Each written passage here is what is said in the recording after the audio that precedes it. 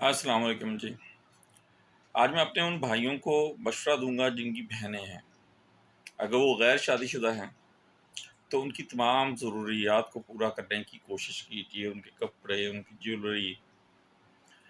اور اگر وہ شادی شدہ ہے تو اکثر جو شادی شدہ بھائی ہیں ان کی بیویاں ایک جملہ کہتے ہوئے نظر آتی ہیں کہ اب یہ شادی شدہ ہیں، ان کی ضروریات کو پورا کرنا ان کے شوہر کا کام ہے۔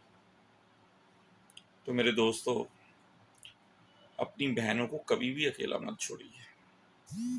اگر آپ کسی کے سامنے ان کی ہیلپ نہیں کر سکتے تو رازداری سے ان کی ہیلپ کریں۔